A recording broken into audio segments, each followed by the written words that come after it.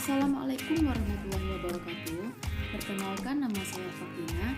Saya mahasiswa dari Stikes Bela Sakti Pariaman di program studi S1 Keperawatan tingkat 1 di mata kuliah Keperawatan Dasar. Di video kali ini saya akan menjelaskan tentang konsep istirahat dan tidur. Baiklah, video ini akan kita mulai dengan materi pertama, yaitu pengertian istirahat dan tidur. Istirahat merupakan keadaan rileks di mana kita merasakan kesantaian terhadap diri kita, otot-otot dalam tubuh tanpa adanya tekanan emosional dan perasaan gelisah. Sedangkan tidur merupakan suatu keadaan tidak sadar di mana persepsi dan reaksi individu itu menurun atau menghilang. Selanjutnya yaitu fungsi istirahat tidur. Pertama, regenerasi sel-sel tubuh yang rusak menjadi baru. Kedua, menambah konsentrasi dan kemampuan fisik. Ketiga, memperlancar produksi tubuh. Keempat, memelihara fungsi jantung. Kelima, mengistirahatkan tubuh.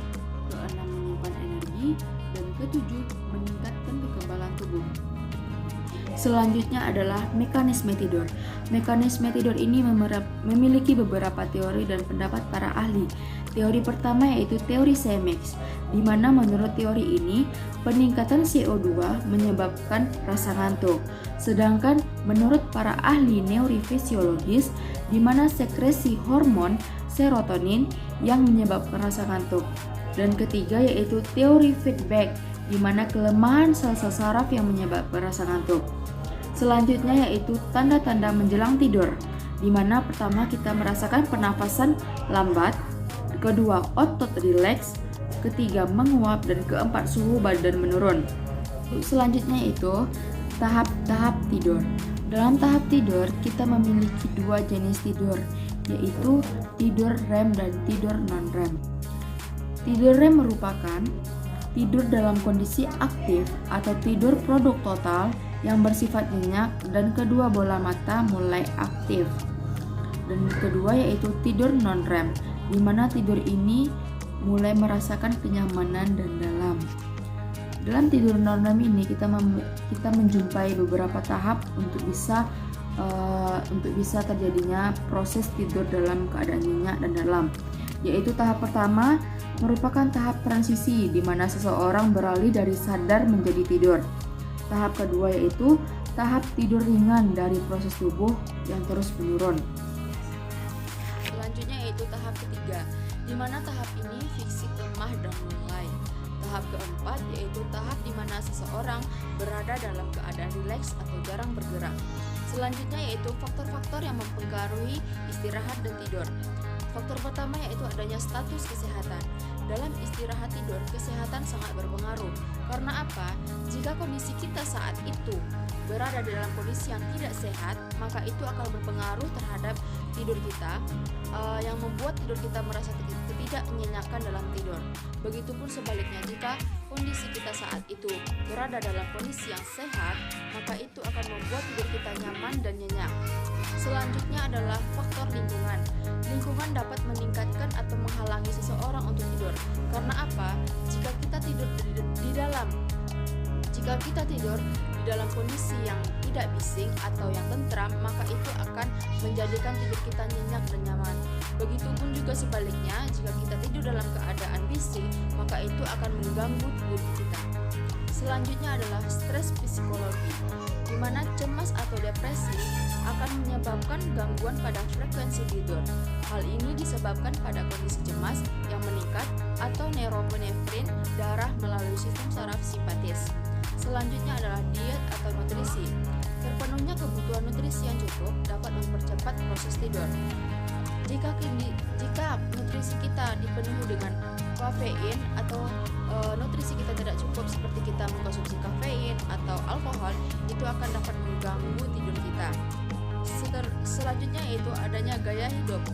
Dengan kelelahan dapat mempengaruhi tidur seseorang. Karena apa?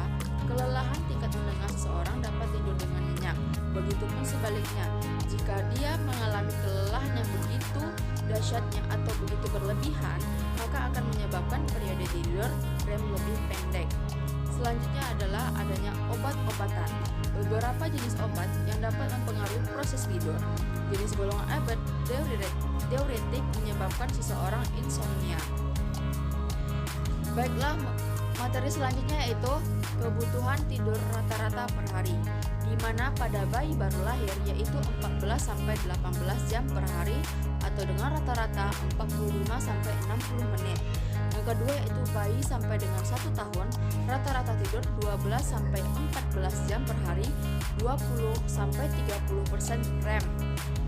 Selanjutnya yaitu toddler 1-3 tahun, di mana lama waktu tidur sampai 11-12 jam per hari dengan 25% REM.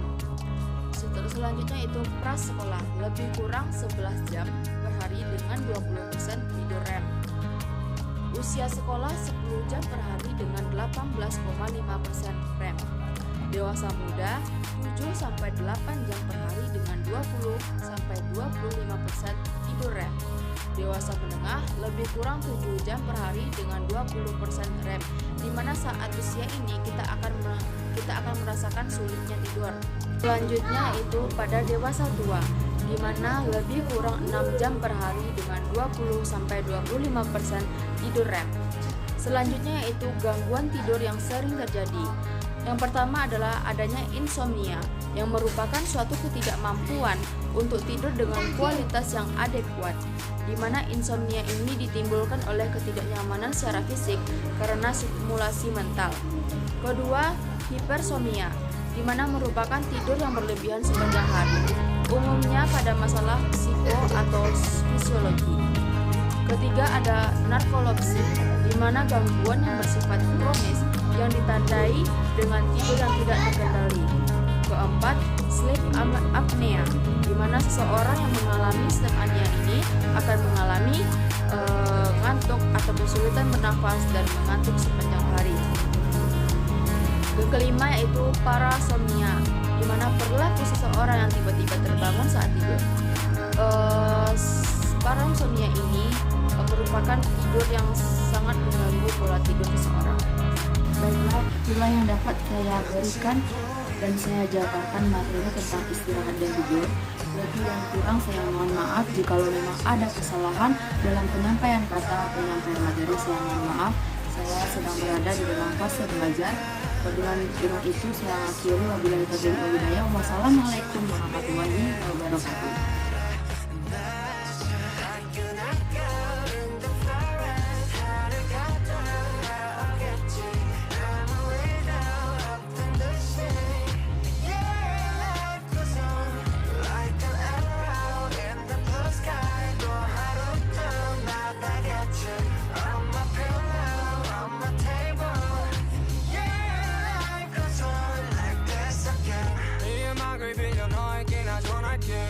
사람들은 말해 세상이 다 변했대. 다행히도 우리 사이는 아직 여태 안 변했네. 늘 하던 시작과 뜬 안녕이란 말로 오늘과 내일을 또 함께 이어보자고.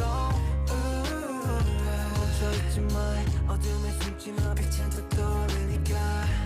끝이 보이지 않아, 출구가 있긴 한가, 발이 뜨지지 않아. 잠시 두 눈을 감아 여기 내 손을 잡아 저 미래로 달아나자.